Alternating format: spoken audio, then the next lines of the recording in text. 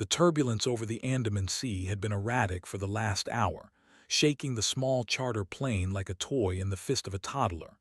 Nia gripped the armrests, her knuckles turning the color of ash, her eyes fixed on the small, scratched window. Below, the dark canopy of the jungle rushed by, interrupted only by jagged peaks of gray stone that looked like teeth waiting to snap. She wasn't supposed to be on this flight. She was supposed to be on a direct line to Seoul, and then to Jeju, comfortably sipping champagne in business class. But the typhoon warnings had canceled everything, and desperation had forced her hand.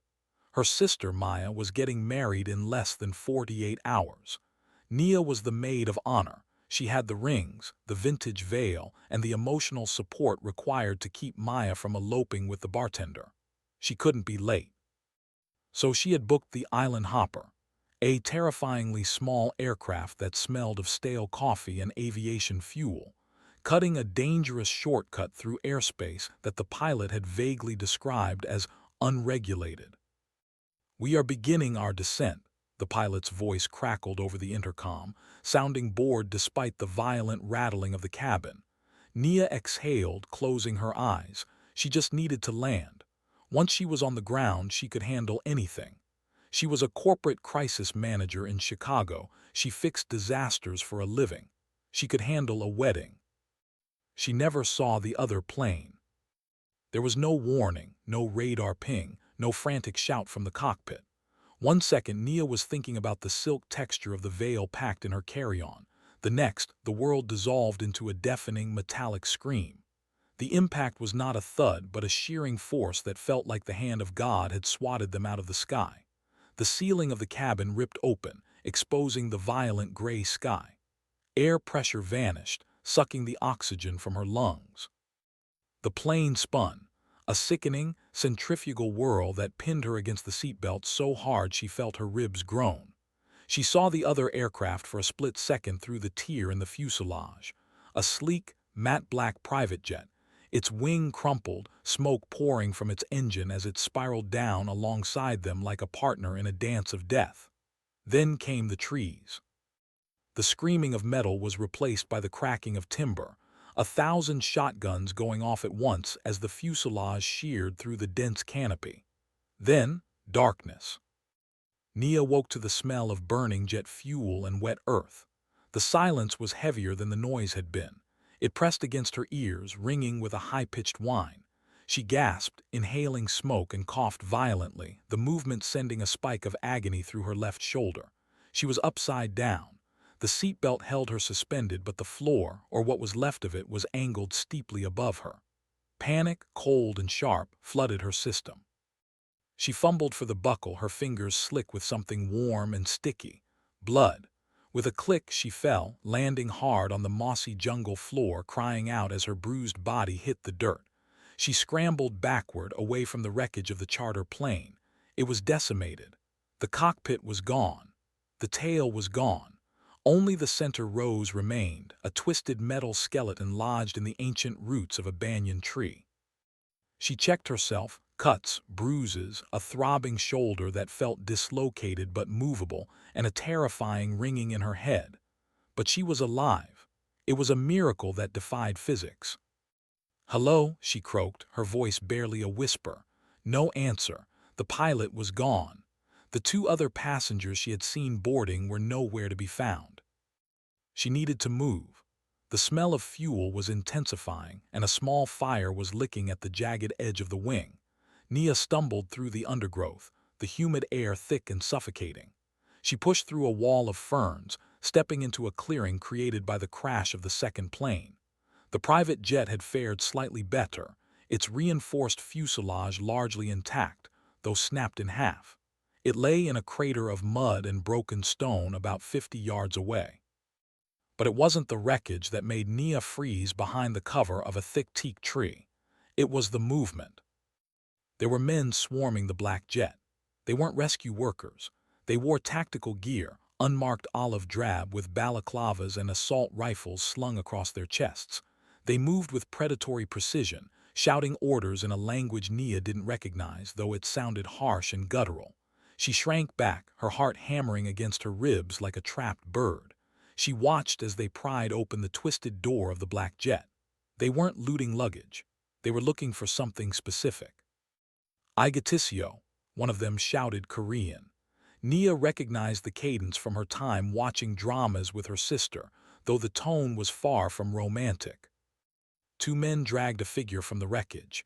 It was a man, limp and bloodied but clearly alive. He was wearing a suit that cost more than Nia's car, though now it was shredded. They threw him to the ground. Then they went back in and dragged out a second figure, a smaller one. A boy, maybe 10 years old, unconscious but breathing. The leader of the tactical group stepped forward. He wasn't wearing a mask. He was tall, with a shaved head and a distinctive, jagged burn scar running from his jaw down his neck, disappearing into his collar. He grabbed the man in the suit by the hair, forcing him to look at the boy. Nia held her breath, her hand clamped over her mouth. She was witnessing a kidnapping, or an execution. The scarred man said something low and mocking, then pistol-whipped the man in the suit, knocking him out cold. "Take the package," the scarred man said in heavily accented English, presumably for the benefit of a radio comms check. "Leave the dog to bleed out. The boss wants the message sent."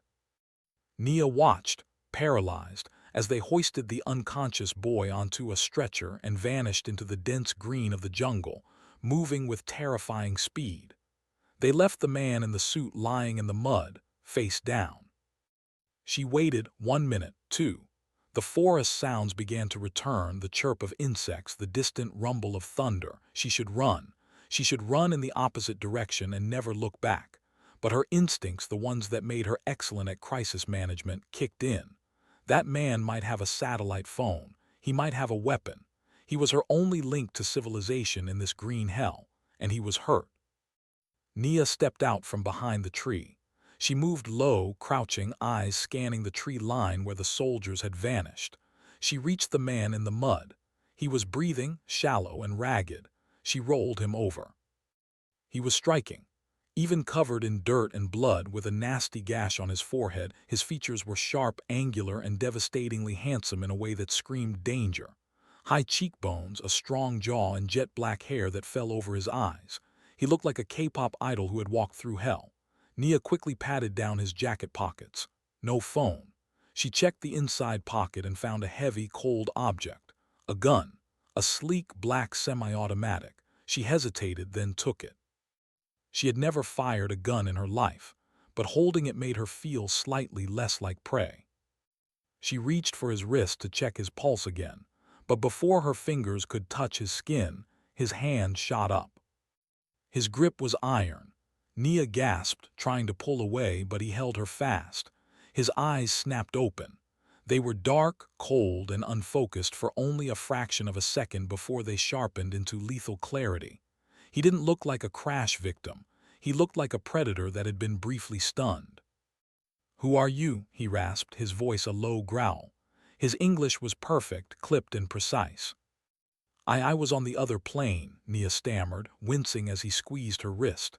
"Let go, I'm trying to help you." He ignored her plea. He sat up, ignoring the blood dripping down his face, his gaze darting immediately to the open hatch of his jet. He saw the empty space where the boy had been. His expression didn't change, but the temperature around him seemed to drop 10 degrees. A vein pulsed in his neck. He looked back at Nia, his eyes scanning her face, then dropping to the gun in her hand. "You took my weapon," he said accusingly. "I didn't know if you were dead," Nia shot back, her fear turning into defensive anger. "And I just watched a paramilitary squad kidnap a child and leave you for dead, so excuse me for wanting insurance." The man's eyes narrowed. He released her wrist, but only to try and stand. He staggered, his leg buckling under him. He hissed in pain, grabbing the fuselage for support. "You saw them." "I saw everything," Nia said, stepping back, keeping the gun pointed vaguely at the ground but ready. "I saw the men. I saw the direction they went." He looked at her then, really looked at her. He took in her torn dress, her dark skin contrasted against the pale linen, the fierce intelligence in her wide, terrified eyes. He calculated. She was a civilian, a loose end. a liability. "Did you see their faces?" he asked, his voice deceptively calm. "I saw the leader," Nia said, trembling. "He had a scar, a burned scar on his neck." The man went still. The air between them crackled. He knew exactly who that was, and that meant this woman knew too much. If she described the leader to the authorities, it wouldn't just be a kidnapping case. It would expose a syndicate war that had been kept in the shadows for a decade. It would bring the eyes of the international intelligence agencies down on his operation before he could retrieve his brother.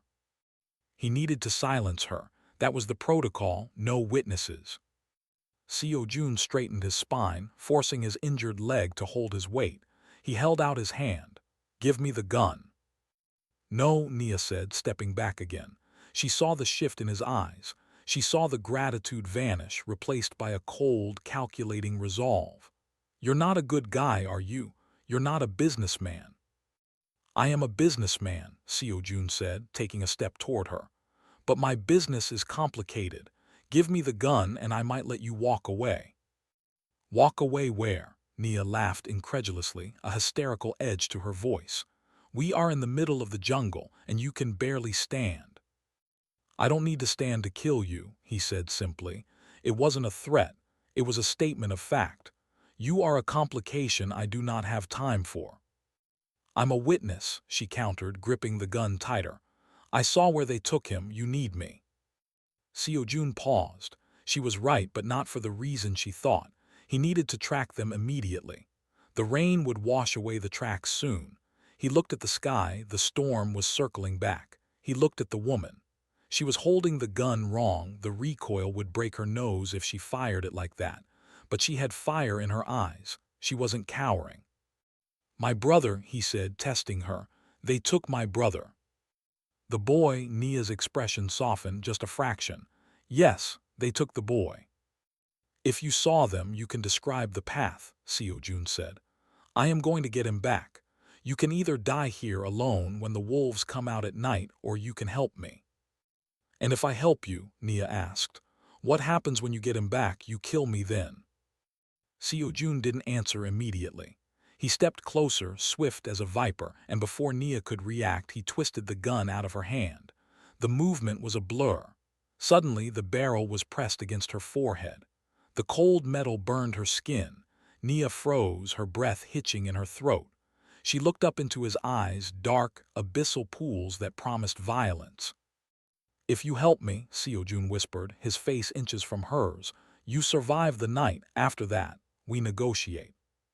He lowered the gun, clicked the safety off, and turned toward the jungle. "Walk, you're in front." Nia stood trembling, the adrenaline crashing through her system. She had survived a plane crash only to be taken hostage by a man who looked like he commanded armies. But she looked at the dense, unforgiving jungle, and then at the back of the man limping forward with lethal determination. She realized with a sinking feeling that he was right. He was her only chance of getting out of this alive. And she had to get to the embassy. She had to get to the wedding. She took a breath, steeled her nerves, and followed him into the dark. The jungle did not welcome them. It resisted every step. The rain had started again, transforming the dirt beneath their feet into a slick, treacherous slurry of mud that sucked at their shoes. Nia had long since kicked off her heels, wrapping her feet in strips of fabric torn from the hem of her linen dress, but the terrain was unforgiving. Vines snagged at her hair, and razor-sharp ferns sliced at her bare arms. Ahead of her, Seo-joon moved with a mechanical, terrifying persistence. He was limping heavily now, his right leg dragging slightly, but he hadn't slowed down. He was a shark in a suit, driven by a singular, bloody purpose. Nia watched his back, the expensive fabric of his jacket soaked through and clinging to the muscles beneath. He scared her. The way he held the gun, casual yet ready, told her this wasn't his first time hunting men in hostile territory. But the jungle scared her more. "We need to stop," Nia called out, her breath coming in ragged gasps. She grabbed a tree trunk to steady herself, feeling the humidity wrap around her throat like a chokehold. "We keep moving," Seo-joon replied without turning around. His voice was tight, strained. The rain washes away the tracks. If we lose the trail, my brother dies. If you bleed out, we both die, Nia countered, her voice rising with the authority she usually reserved for panicked CEOs. She pushed off the tree and surged forward, grabbing his arm. He spun around, the gun snapping up instantly to center on her chest. It was a reflex, fast and lethal. Nia froze, her hands raised, but she didn't back down. She looked down at his leg. The dark wool of his trousers was saturated with blood, a steady drip staining the mud between them. His face was pale beneath the grime, beads of sweat mixing with the rain on his forehead. "Look at you," she said, her voice dropping to a harsh whisper. "You're running on adrenaline. When that crashes, you're going to collapse, and I am not dragging you." Seo-joon stared at her, his chest heaving. He lowered the gun slowly. The pain was a white-hot rod jammed into his thigh, pulsating with every heartbeat. He knew she was right. That irritated him more than the injury itself. He was used to subordinates who followed orders blindly, not civilians who analyzed his tactical failures. He gritted his teeth and nodded once, sharp and curt. "5 minutes," he spat. They found shelter under the overhang of a massive limestone ridge, shielded from the worst of the downpour. Seo-joon collapsed against the stone wall, his face twisting in a grimace he couldn't hide.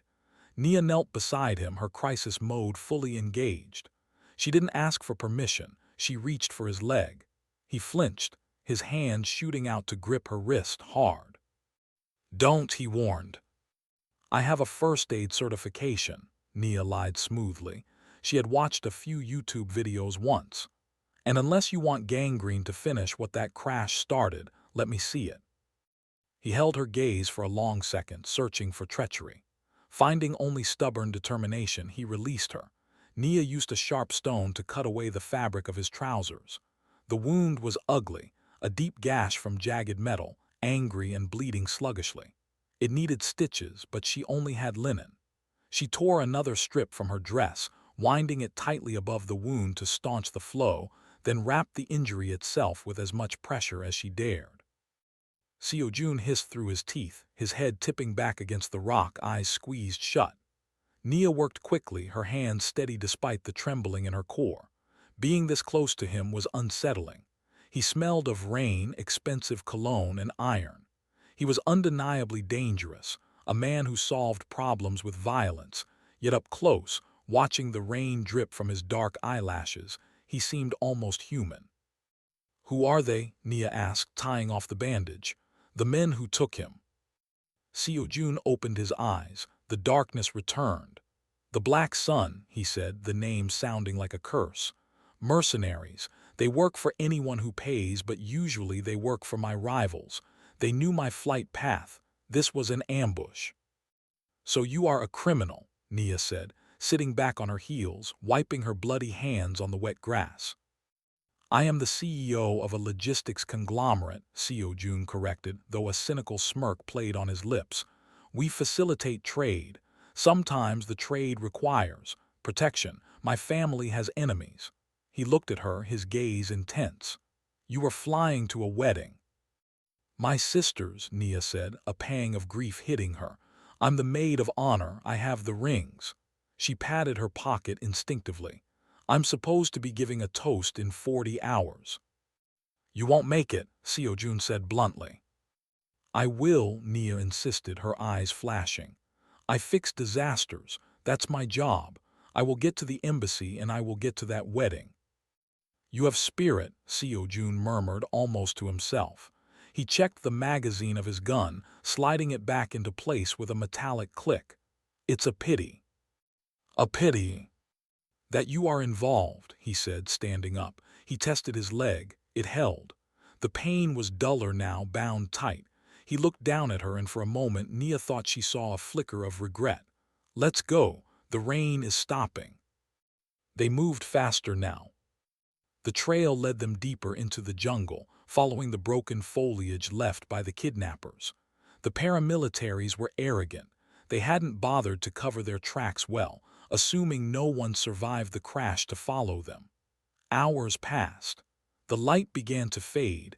the jungle turning from green to a suffocating gray. Suddenly, Seo-joon stopped dead, throwing an arm out across Nia's chest to halt her. The force of it knocked the wind out of her. "What?" "SHH," he commanded, his finger to his lips. He pointed at the ground 3 feet in front of them. Nia squinted. At first she saw nothing. Then she saw the glint of a thin, translucent wire stretched across the path between 2 ferns, a tripwire.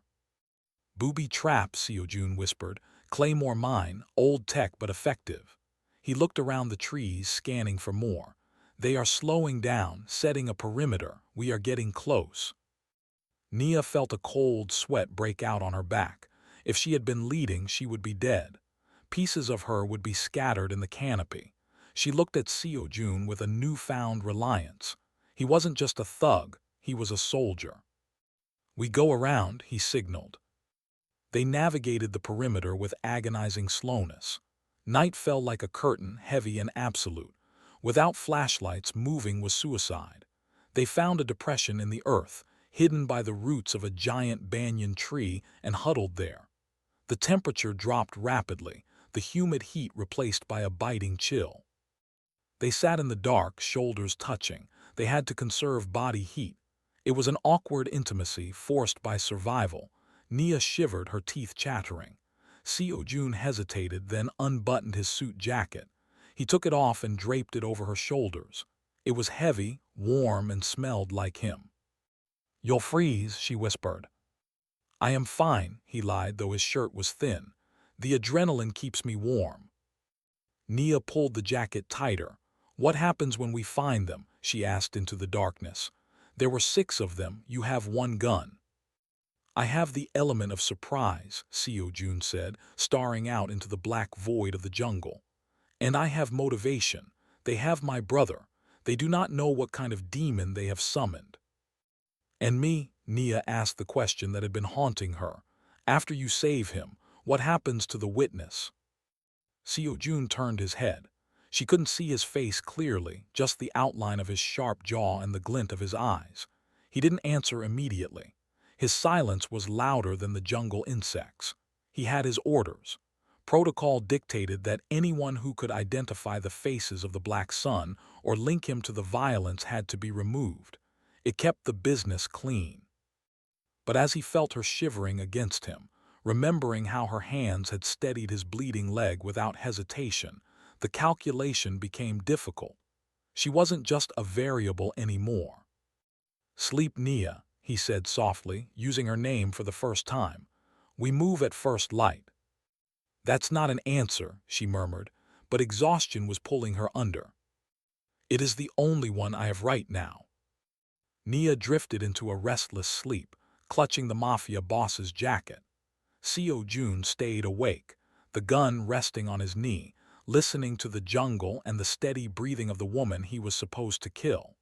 He realized with a sinking feeling that the mission had just become infinitely more complicated. He wasn't sure if he was guarding her from the jungle or guarding her from himself. Dawn broke like a bruised plum, spilling purple and gray light through the dense canopy. The jungle woke up screaming, birds, insects, and monkeys, creating a cacophony that grated against Nia's frayed nerves. She woke with a start, her neck stiff, her head resting on Seo-joon's shoulder. For a disorienting moment she felt safe, enveloped in the lingering warmth of his suit jacket and the rhythmic rise and fall of his breathing. Then memory returned, the crash, the blood, the kidnapping, and she sat up sharply. Seo-joon was already awake. He was checking the dressing on his leg, his face drawn and pale, dark circles bruising the skin under his eyes. He hadn't slept. He had watched the darkness for her. "We need to move," he said, his voice raspy. He didn't acknowledge the fact that she had been using him as a pillow. He stood, wincing as weight hit his injured leg, but he locked his knee and forced the pain into a box in the back of his mind. They ate nothing, they had nothing to eat. They drank rainwater collected in large, waxy leaves, the liquid tasting of metallic dust and vegetation. The trek resumed, but the dynamic had shifted. Nia wasn't just following him anymore. She was watching him, gauging his endurance. He was fatting. The blood loss was taking its toll, and though his will was iron, his body was biological. "You're burning up," Nia noted an hour later, brushing her hand against his forehead when they stopped to check a compass heading. His skin was dangerously hot. "Focus on the trail," Seo-joon deflected, jerking his head away. "We are close. I can smell the smoke." He was right. 10 minutes later, the dense foliage thinned abruptly, giving way to a muddy ridge overlooking a valley. Below them, nestled in a natural bowl surrounded by sheer cliffs, was a cluster of dilapidated structures. It looked like an abandoned logging outpost, rusted corrugated tin roofs, rotting wooden beams, and a central clearing that had been hacked out of the jungle. Parked in the mud were two military-grade jeeps, and in the center, near a smoldering fire, was a cage. Seo-joon dropped to his stomach, pulling a small pair of binoculars from his pocket, one of the few items he had salvaged. He scanned the camp. Nia lay beside him, the wet earth soaking through her ruined dress, her heart hammering against the ground. "I count 8, Seo-joon whispered, his tone professional detached. 2 on the perimeter, 3 by the vehicles, 3 near the central hut. Heavy weaponry, AK-47s. "And the boy?" Nia asked, squinting. "In the cage," Seo-joon's voice cracked slightly. He handed her the binoculars. Nia looked. The cage was small, likely used for wild animals in the past. Inside, curled into a ball, was the boy. He was still wearing his pajamas. He looked terrified, hugging his knees, but he was moving. He was alive. "Minho," Seo-joon breathed. "He's alive." "Okay," Nia said, her mind shifting into crisis management gear. 8 men, 1 cage, you have 1 gun and a bad leg, we can't storm the place." "I don't intend to storm it," Seo-joon said, his eyes scanning the layout. "I intend to surgically dismantle it, but I cannot do it alone, not like this." He looked at his leg, then at Nia. The calculation in his eyes was different this time. It wasn't about whether to kill her, it was about whether she could kill. He rolled onto his back, pulling the sleek black pistol from his waistband. He ejected the magazine, checked it, and slammed it back in. Then he handed it to her. Nia stared at the weapon, her hands trembling. "What are you doing?" "I have a knife," Seo-joon said, pulling a jagged, serrated survival blade from his boot. Something he must have taken from the mercenaries' tracks or makeshifted. She didn't ask. "I need to get close to take out the perimeter guard silently. If I use the gun, the whole camp wakes up and they execute Minho before I can reach him." "And I?" Nia asked, her voice high. "You are the Overwatch," he said intensely, gripping her shoulder. "You stay here on the ridge, you have the high ground. If things go wrong, if they see me, you start shooting. You create chaos, you draw their fire away from the cage." "I can't shoot," Nia hissed. "I'm an event planner, I organize seating charts." "Point and pull the trigger," Seo-joon commanded, his eyes boring into hers. "It is not about accuracy, it is about noise and fear. You are strong, Nia. I saw you in the wreckage, I saw you stitch my leg. You can do this." He placed the cold steel in her palm. It felt heavy, an alien object of destruction. But looking down at the small boy in the cage, Nia's fingers curled around the grip. She nodded. "Good," Seo-joon said. He looked at her for a moment longer, a strange tension hanging between them. "If I don't come back," he said softly, "head east. The river leads to a settlement. Do not stop for me." "Just come back," Nia whispered. Seo-joon turned and vanished into the undergrowth, moving down the slope with the silent grace of a ghost, despite his injury. Nia lay prone in the mud, the gun clutched in both hands, watching through the binoculars. Minutes dragged like hours. She saw the perimeter guard on the east side, a burly man smoking a cigarette, suddenly jerk backward into the bushes. No sound, no cry. He was just gone. Nia let out a breath she didn't know she was holding. "He's good. My God, he's terrifyingly good." Seo-joon moved like a shadow. He bypassed the second guard, creeping toward the generator shed. He was going to cut the power, maybe create a distraction. But as he moved past the main hut, the door swung open. The leader, The man with the burned scar stepped out. He was holding a satellite phone to his ear, laughing. He stopped, looking directly at the patch of shadows where Seo-joon was crouching. Nia's heart stopped. The scarred man didn't see Seo-joon. He was just stretching. He turned his back, continuing his conversation. Through the quiet valley air, his voice drifted up, faint but audible. "Yeah, we have the kid. No, the brother is dead. Plane went down in the sector. Yes, I know. We'll wait for the transfer." He paused. "Don't worry, Director Han. Your secret is safe. The board will be yours by Monday." Nia gasped. Director Han. She knew that name, not from the criminal underworld but from the business pages. Han was Seo-joon's uncle, the man who had given the press conference about the missing plane just hours ago. She had seen the alert on her phone before the signal died. He was the one orchestrating the search. He was the one who had ordered the hit. Below, Seo-joon made his move. He lunged from the shadows, grabbing the second guard who had wandered too close. But this time, the guard was faster. He shouted before Seo-joon's knife found its mark. "Contact!" The shout shattered the silence. The camp erupted. Men poured out of the huts. The scarred man dropped his phone and drew a sidearm, firing wildly at Seo-joon's position. Seo-joon rolled behind a stack of crates, pinned down, his knife useless against automatic fire. "No, no, no," Nia screamed internally. Seo-joon was trapped. Bullets chipped away at his cover. He was unarmed in a gunfight. He looked up toward the ridge, his eyes locking on where he knew she was hiding. He didn't signal for help. He just looked at her, a silent goodbye. Nia didn't think. She didn't analyze the risk. She didn't check the seating chart. She raised the heavy black pistol, aimed at the red fuel drum standing near the jeeps, just as Seo-joon had pointed out earlier, and squeezed the trigger. The kickback nearly dislocated her wrist. The shot went wide, hitting the dirt. "Damn it," she screamed. She steadied her breathing, channeling every ounce of frustration, fear, and anger from the last 24 hours. The wedding, the dress, the plane, the mud. She fired again. Clang, a spark. The fuel drum didn't explode like in the movies, but it ruptured, spilling gasoline toward the campfire. A second later, the fumes caught.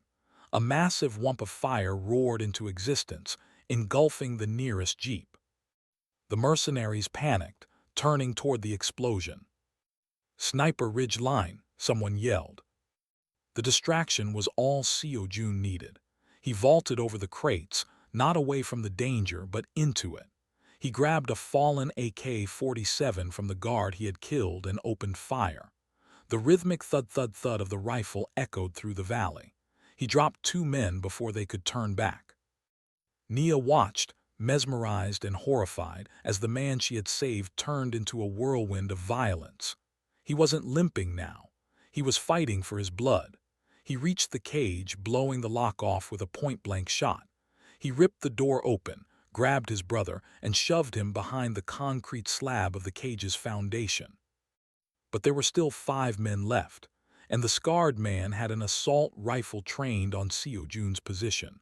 They were flanking him. He was out of ammo. Nia scrambled up from the mud. She couldn't do anything from up here anymore. She had the high ground, but he needed an exit. She looked at the slope. It was steep, covered in scree. She slid down. She was sliding into a war zone, armed with a pistol she barely knew how to use to save a mafia boss who had threatened to kill her. It was the stupidest thing she had ever done. But as she hit the bottom of the slope and ran toward the chaos, she knew one thing for certain. She wasn't just a witness anymore. She was an accomplice. Nia hit the muddy ground hard, the impact jarring her teeth, but the adrenaline coursing through her veins masked the pain. The air in the clearing was thick with black smoke and the deafening crack of gunfire. She scrambled on her hands and knees toward the concrete slab where Seo-joon was pinned down, bullets kicking up sprays of dirt inches from her face. She wasn't thinking about the wedding anymore. She wasn't thinking about her job. She was thinking about the terrified eyes of the boy in the cage. "Get down," Seo-joon roared, grabbing the back of her dress and hauling her behind the concrete barrier. He looked at her with a mixture of fury and disbelief, his face smeared with soot and blood. "I gave you an order. You were supposed to stay on the ridge." "I don't work for you," Nia yelled back over the noise of the burning jeep. She shoved the pistol into his chest. "Here, you're the one who knows how to use this. I'm just the distraction." Seo-joon stared at her for a split second, his dark eyes wide. Then a corner of his mouth quirked up, a grim, feral smile. He snatched the gun. "Check on Min-ho, stay low." He spun around the edge of the barrier, no longer the hunted but the hunter. With a weapon in hand, Seo-joon was transformed. He double-tapped the mercenary flanking them on the left, the man crumpling silently. The odds were evening out, but the fire was spreading fast, consuming the wooden structures and threatening to box them in. "The jeep," Seo-joon shouted, gesturing to the remaining vehicle. "We need it now." Nia grabbed Min-ho's hand. The boy was trembling violently, his eyes shut tight. "Min-ho, look at me," she commanded, her voice cutting through his panic. "We are going to run. You have to run fast. Can you do that?" The boy nodded weakly. "Go." Seo-joon provided cover fire, forcing the remaining two mercenaries to duck. Nia bolted, dragging Min-ho toward the jeep. The mud was slick, and the heat from the burning wreck next to them was searing, but she threw the boy into the back seat and scrambled into the driver's side. The keys were in the ignition. Thank God for lazy mercenaries. She turned the key. The engine sputtered and roared to life. "Seo-joon," she screamed. He was moving toward them, limping heavily, firing backward to keep the heads of their attackers down. But then, a shadow emerged from the smoke. The scarred man. He didn't have a gun anymore. He must have jammed it or lost it in the explosion. He held a combat knife the size of a forearm, and he slammed into Seo-joon with the force of a freight train. The two men hit the mud. The pistol flew from Seo-joon's hand. Nia gasped, her hand hovering over the gear stick. She couldn't leave him. The fight was brutal and fast. The scarred man was bigger, uninjured, and fueled by rage. He pinned Seo-joon down, the knife descending toward his throat. Seo-joon caught the man's wrist, his muscles straining, the blade inches from his jugular. His injured leg was useless leverage. He was losing. "You think you can take back what is ours?" The scarred man spat, his face twisted. "Hand sends his regards." Nia didn't hesitate. She slammed the jeep into reverse, the tires spinning in the slush before catching traction. She didn't aim for the road. She aimed for them. At the last second, she slammed on the brakes, the heavy bumper stopping inches from the grappling men. The sudden noise and the spray of mud startled the scarred man, breaking his focus for a fraction of a second.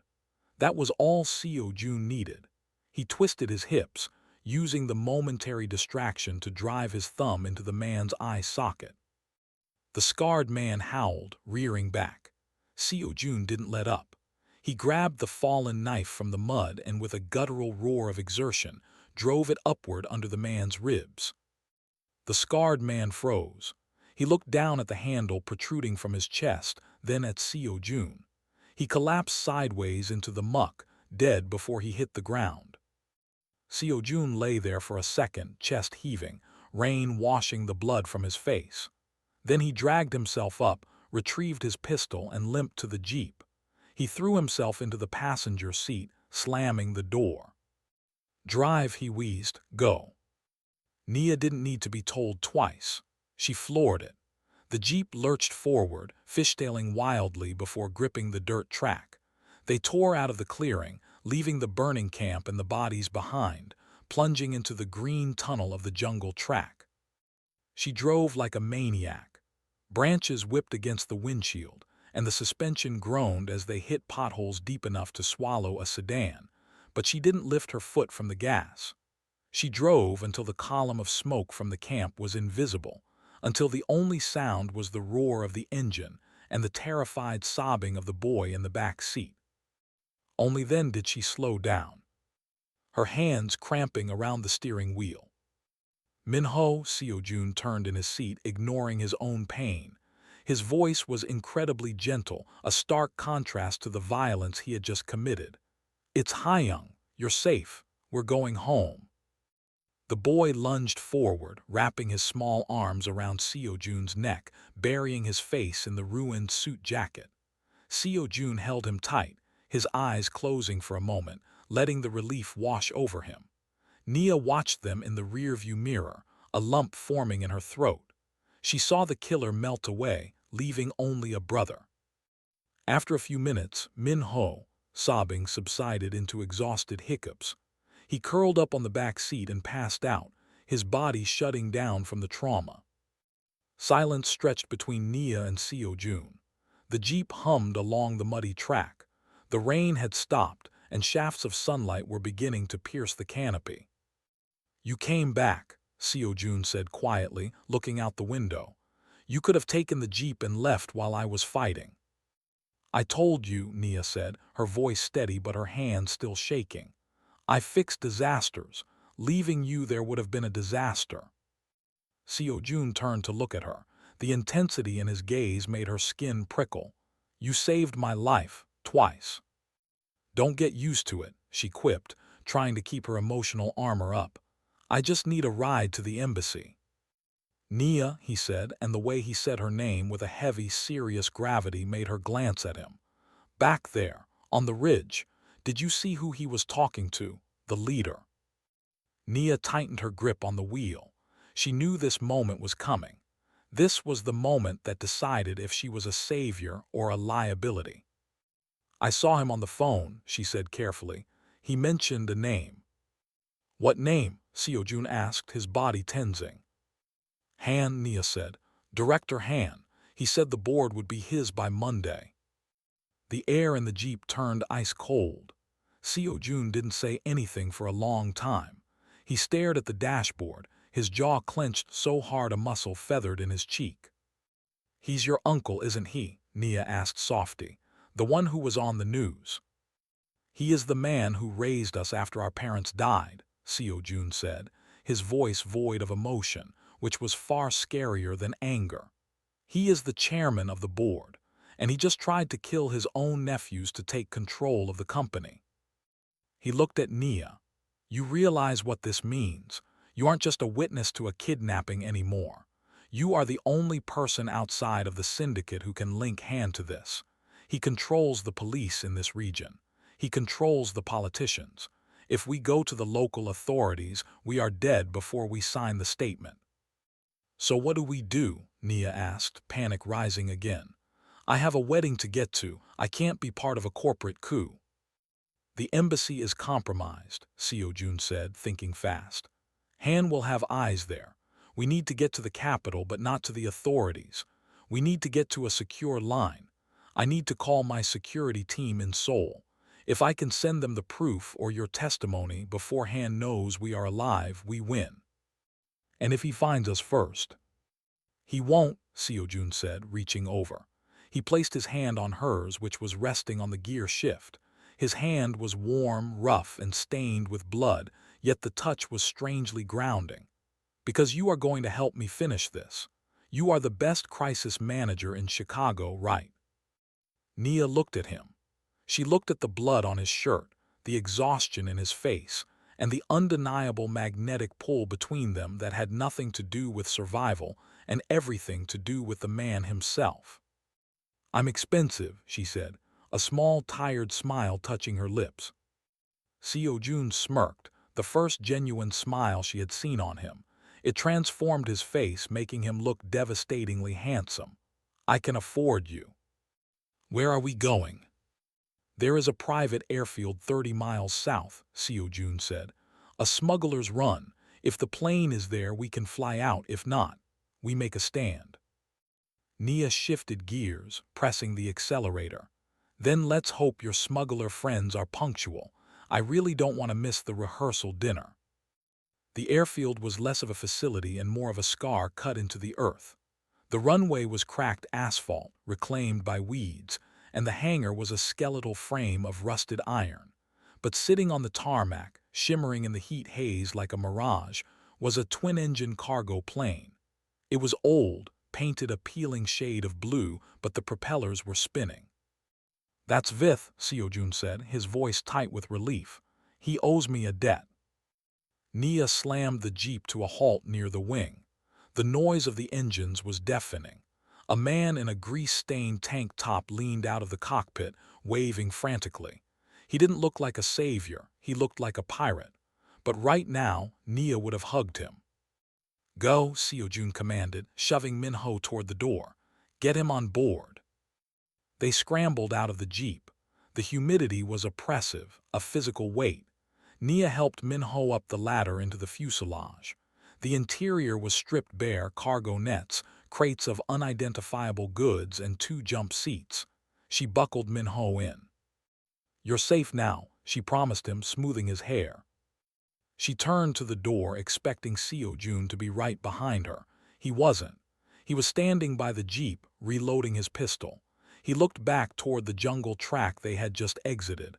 A plume of dust was rising in the distance. Fast. "Seo-joon," Nia screamed over the roar of the engines. "Get in." He looked at her, his face etched with a tragic resolve. "They are too close," he shouted. "The plane needs speed to take off. If they drive onto the runway, they will block us. I have to hold them back." "No," Nia jumped down from the plane, ignoring the protest of her bruised muscles. She marched up to him and grabbed the lapels of his ruined suit. "I did not survive a plane crash, a trek through hell, and a firefight just for you to play the martyr now. You are coming with us."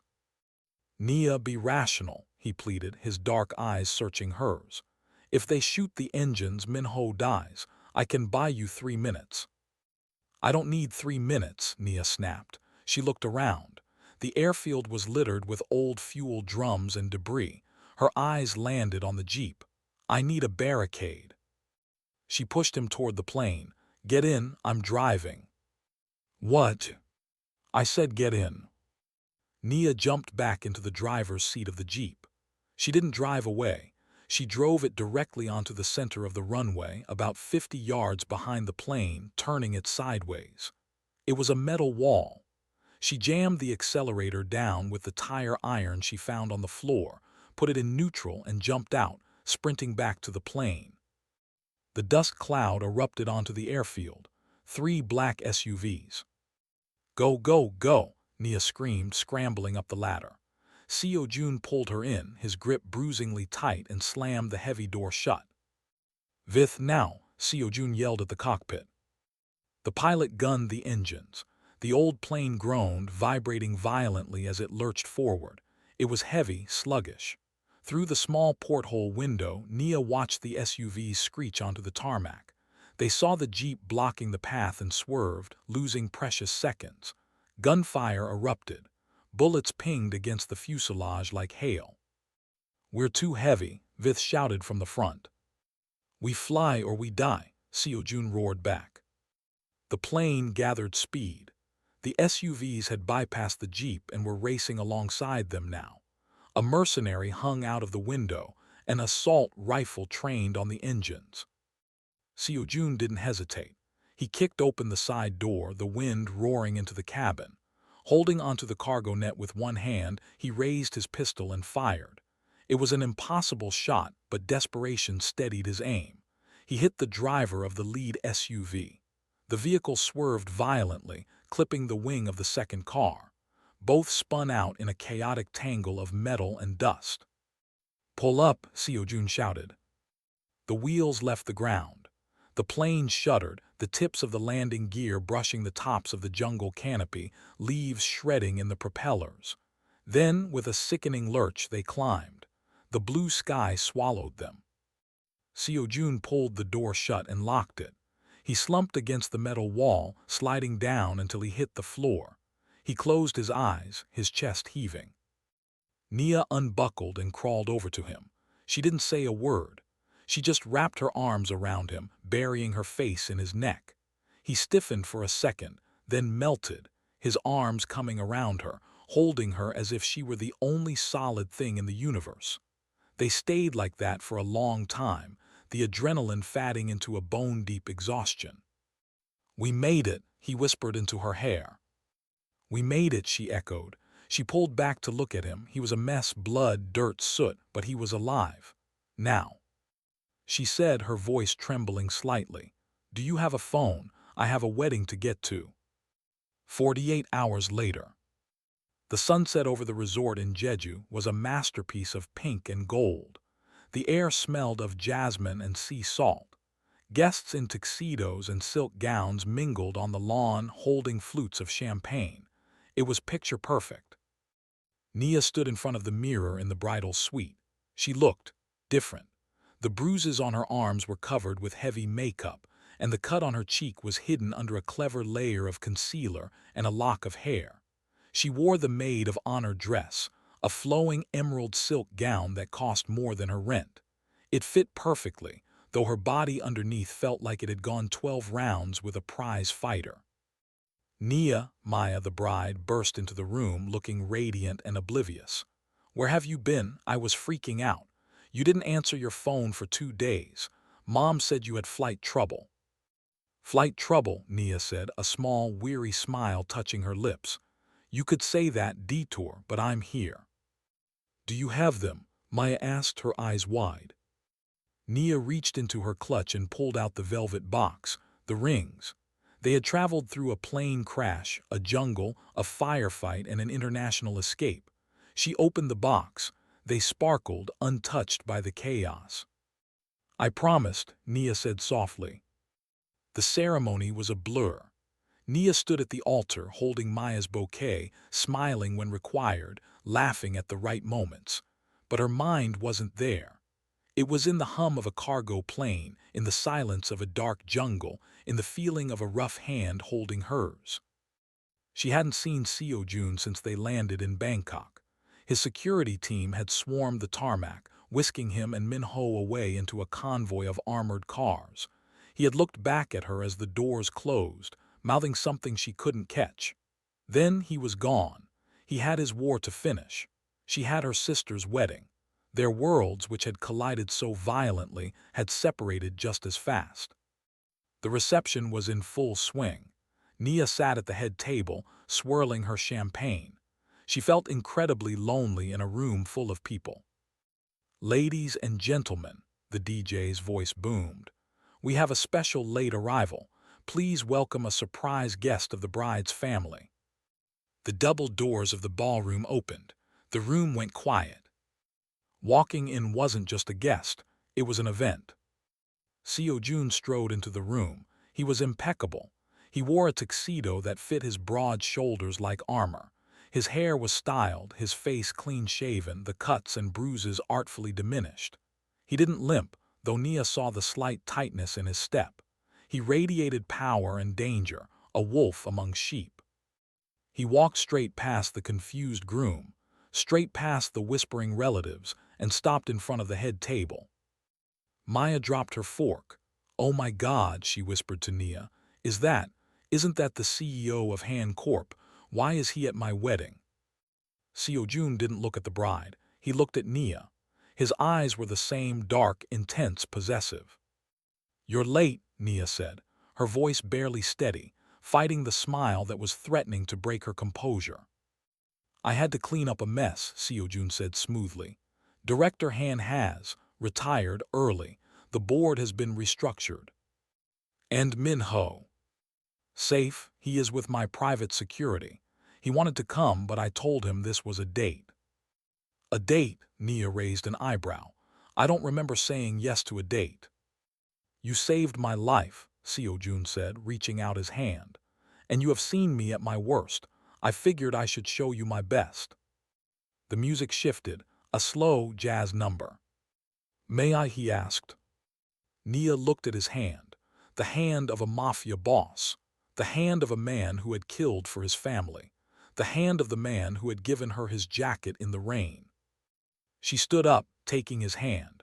A ripple of whispers went through the room as the crisis manager and the kingpin walked onto the dance floor. He pulled her close, his hand resting on the small of her back, mindful of her bruises. They moved together, swaying to the music, the world narrowing down to the space between them. You know, Nia murmured, resting her head on his shoulder. I usually charge extra for post-crisis consultation. I told you, Seo-joon whispered, his lips brushing against her ear, sending a shiver down her spine. I can afford you. Good, Nia closed her eyes, finally letting go of the fear, finally safe. Because I think this is going to be a very long negotiation. Seo-joon smiled, pulling her tighter as they spun slowly under the chandelier.